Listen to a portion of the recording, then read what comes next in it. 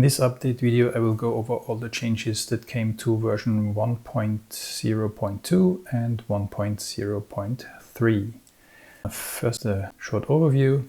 We have a new feature, and this is that you can drag and drop thumbnails now directly onto advertisements and also editorial regions. The target will highlight as well, so it's easier to find the drop zone. There were a couple of enhancements. There was a faint transparent overlay that is now removed on advertisements and editorial regions. Then in some PDFs, if there was transparency, it did not render correctly, but that's corrected. Now when you export your Flatplan PDF, it will localize its header phrase to your chosen language. In the settings, the page selection color is now called highlight color and also controls the drag and drop highlight. And one bug fix in 1.0.2. In older macOS versions, images from print CMYK PDFs, they showed a broken image glyph, which is now fixed. And in version 1.0.3, there was just a small enhancement. Advertiser names and editorial region labels now support line breaks. So now let's go over the new drag and drop behavior. I will increase the zoom level and go over to bridge. So here we have an advertisement, and if I now go over here, you can see this was the previous behavior, that only the pages were lighting up and I could drop it here. So let's go back.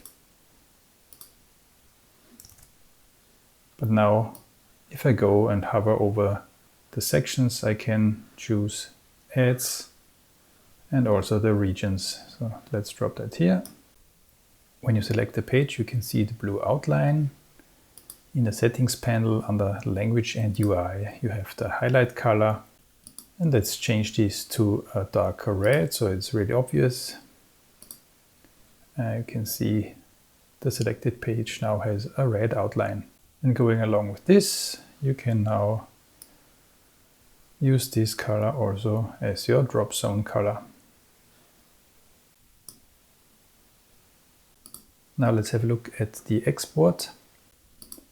If we export our Flatplan, then we can see the header line is in English, and this was also in English for all other language versions, but that has been corrected now. So if I swap to a different language, let's go to German, and I export again. And you can see we have the German phrases written right here. And now the version 1.0.3 enhancement, that you can use line breaks with advertiser names and editorial region labels. Let's choose this ad here and let's go back to English.